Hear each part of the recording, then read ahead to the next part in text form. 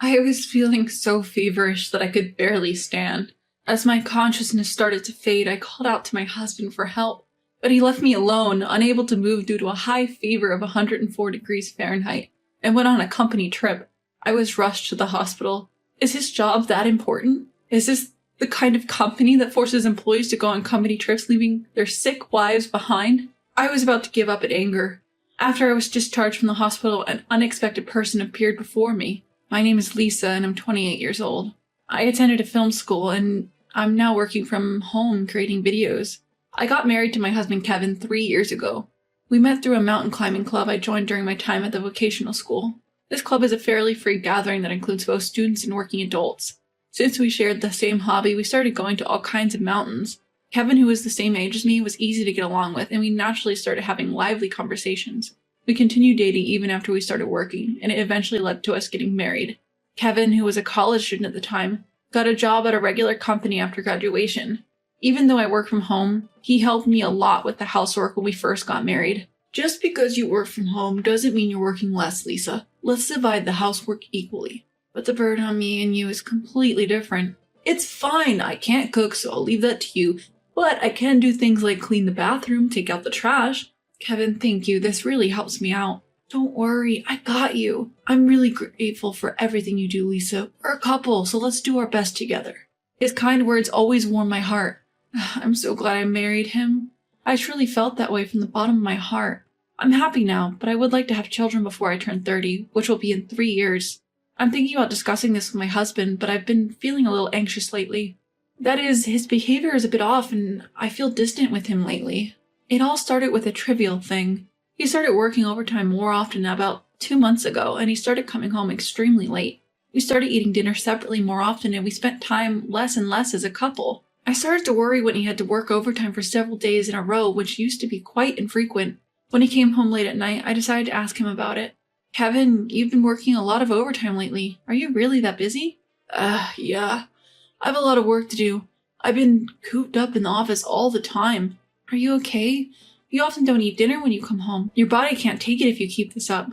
I'm fine. I'm expected to do well by my superiors. If I do well now, I might get promoted. But if you get sick from working too hard, it's all for nothing. Then my husband let out a long sigh I had never heard before, and reluctantly opened his mouth.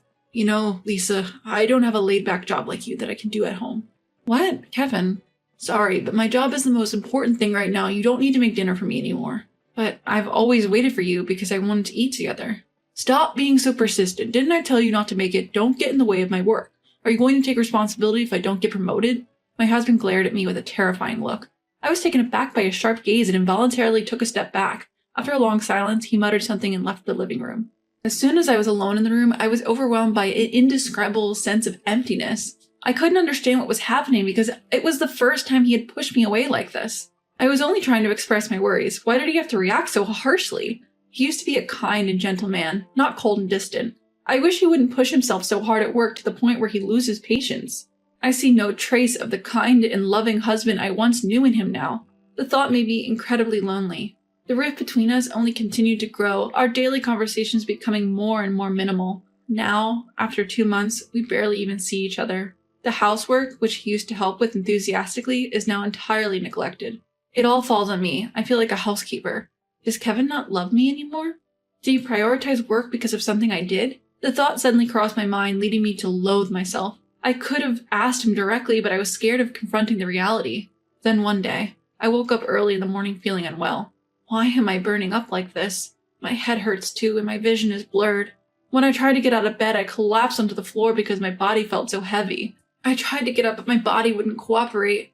Awakened by the noise, my husband Kevin was standing by my side. I reached out to him for help, but he just ignored me and looked down at me saying, "What are you doing? Hurry up and make breakfast." Wait, Kevin, I think I have a really high fever. I'm sorry to ask on your day off, but could you take me to the hospital? Fever? Huh? You're overreacting. Are you just trying to get out of doing chores? No, that's not it. Please help me. I reached out to him again, but he just brushed off my hand. Kevin, why? I'm really not feeling well. I'm tired of this. Always pretending to be sick. Aren't you embarrassed? I'm not pretending. My body really won't listen to me. Whatever. Stay like that forever then. I have a company trip today, so I'll be leaving now. What? A company trip? I didn't hear anything about this. I don't need to tell you every little thing. I'll be back in 3 days. Kevin walked past me and left the bedroom. I managed to get up by leaning against the wall and tried to follow him, but he didn't pay any attention to me. Being left alone in this condition, just thinking about it sent a chill down my spine. I followed Kevin towards the front door and tried to stop him. Wait, Kevin, please, take me to the hospital before you leave. You're so annoying. I'm leaving now. You can slack off on the chores while I'm away. That should make you happy, right? I'm not trying to slack off. I just really don't feel good. I need some medicine from the hospital. I told you you're overreacting. Just go to sleep. It will get better. Don't interfere with my plans. No, please, wait. Wait, Kevin. Despite my pleas, he left without looking back. When the door closed, an overwhelming sense of despair washed over me. My body was burning hot, but I felt a chill. I also felt nauseous. There's no medicine here. I have to go to the hospital. With determination, I decided to head to the hospital. It took much longer than usual to get dressed, and with great difficulty, I managed to start walking to the hospital. There were no taxis in this area, so I had to walk to the nearby hospital. It's been a long time since I last had a fever this high. I'm normally in good health, so I'm not resistant to such situations making me feel very physically uncomfortable. Even as I slowly head to the hospital, my body feels heavy and I can hardly move forward. I take one step and stop, a few steps, then rest by holding onto a street pole. My vision spins and I lose consciousness. A few hours later, I wake up to find a white ceiling above me. I look around and realize that I'm lying down in a hospital room. After a while, a nurse enters the room and asks, "How are you feeling?" I finally learn what has happened to me. I had fainted and fallen on the street. A passerby called 911 and I was brought here by an ambulance. The passerby stayed with me until the ambulance arrived. I had a high fever of over 104 degrees Fahrenheit and I was unconscious, so I had to be given an IV. Thanks to that, my body now feels significantly lighter. I told the doctor, "I'm okay," but I was kept in the hospital for one more day as a precaution. By the next day, my fever had subsided and I recovered as if nothing had happened. When I asked about the passerby who helped me, I was told they didn't know who it was. It's disappointing, but there was nothing I could do about it, so I went home. When I arrived home in the afternoon, I decided to call my husband, Kevin, and pulled out my phone. However, for some reason, I couldn't tap the call button. What if he doesn't answer? What if he doesn't worry about me even if he does answer? What should I do if he says don't call for such a thing? My husband left me suffering from a high fever and went on a company trip. I'm scared just thinking about what he would say if I called him now. If he reacts in an annoyed manner over the phone, my mental state wouldn't be able to handle it. The more I thought about it, the more I hesitated to call him. As I was having a staring contest with my phone, I was brought back to reality by the sound of the doorbell. Checking the monitor, there stood a strange man holding a paper bag. I cautiously opened the door with the chain still on and asked nervously, can I help you? My apologies. My name is Eric Weiss from Weiss Enterprises. Weiss Enterprises? Isn't that where my husband— Wait, you're Mr. Weiss? Yes, I'm the president of Weiss Enterprises. How are you feeling, Lisa? To my surprise, it was my husband's boss who visited me. Why on earth would such a person come to visit? In my confusion, I took off the door chain and managed to utter some words. Mr. Weiss, why are you here, and how do you know about my condition? Sorry for not explaining. I was the one who found you collapsed on the street yesterday and called 911. Wait, you were? Yes, but I was surprised. I thought Kevin was always accompanying you to the hospital. Always accompanying? Mr. Weiss asked with a puzzled look as I stood there confused. You've been sickly, haven't you, Lisa? And it's been particularly tough lately, so Kevin has been taking a lot of time off work to accompany you to the hospital. Wait a minute, what are you talking about? Well, you've been sick and have had to go to the hospital, so Kevin has been taking a lot of time off work recently. No, that's not true. I'm not sickly. Really? Then why were you collapsed on the street yesterday? Well, yesterday I happened to have a high fever for the first time in a long time. I asked Kevin to take me to the hospital, but he left me behind saying he had a company trip. I was trying to go to the hospital by myself. Company trip? What are you talking about? We haven't had a company trip for 2 years now, given the current situation. The more we talked, the more the inconsistencies became apparent. What's certain is that my husband had been lying to both me and the CEO, Eric. When it became clear that the company trip was a lie, I had a sinking feeling and hurried to my husband's room. I turned on his usual computer and checked his email inbox. There, I found a massive amount of correspondence with a woman who seemed to be his mistress. That was the moment my feelings for him instantly cooled. Upon further investigation, I found several two-shot photos with his mistress saved in his image folder. Some were quite risque. Having pieced everything together, I showed these photos to Eric and revealed everything. Mr. Weiss, it seems my husband is having an affair. This was saved on his computer and the dates are weekdays.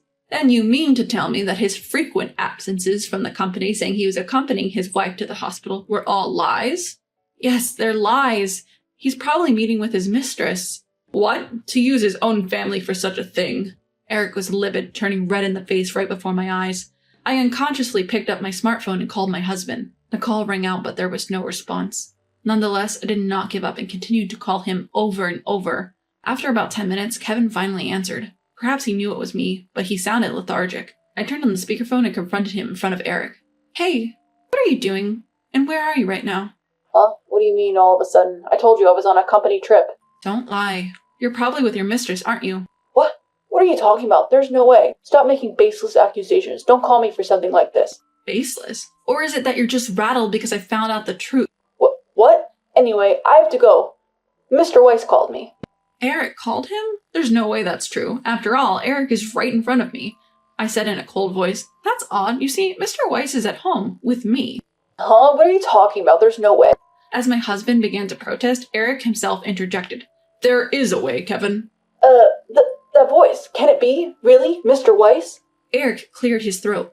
When your wife, Lisa, fell on the street, I happened to be there. I came to visit today, but I had no idea you were lying. It's not like that. It's a misunderstanding. And why would you know Lisa? Remember the company barbecue a few years back? Your wife was there, wasn't she? That's why I remembered her face. She has a wonderful smile, very memorable. So when you said such a wonderful wife was ill, I allowed you to take time off to accompany her to the hospital. But you... It's not like that, Mr. Weiss. There's a reason. My husband desperately tried to mend the situation, but that wasn't going to work anymore. Eric thundered at him over the phone. Listen well, you're fired. Don't ever set foot in my company again. No, wait, please, Mr. Weiss, please. Lisa, you beg him too. If I get fired, you're going to have trouble making ends meet. Rather than apologizing, he was threatening our livelihood. That's when I completely lost any remaining affection for him. Memories of past hardships flashed through my mind. As if chewing on the emotional scars he inflicted, I told him, Enough already. Why can't you apologize even now? After all, it's your fault for lying and having an affair in the first place. Why should I have to apologize for that? Don't be ridiculous. What's going on, Lisa? Calm down. Because of trash like you, I've suffered immensely. But it ends today. I'm leaving you. Don't you dare appear in front of me again. I hope you and your mistress sink as low as you possibly can. I held back a ragged breath and unilaterally hung up the phone. My husband immediately tried to call back, but I set my phone to reject his calls. I quickly packed my bags and returned to my parents' house in my hometown. To my surprise, Eric, Kevin's boss, was the one who helped my move. Eventually, my husband returned to our empty house. Once he realized what had happened, he went to my parents' house, but my furious father forcibly made him sign the divorce papers. My husband knelt and begged in front of me and my parents, but as he was leaving, my mother tossed a good amount of salt in his path. I hired a lawyer and demanded compensation from Kevin and his mistress for the emotional distress they had caused.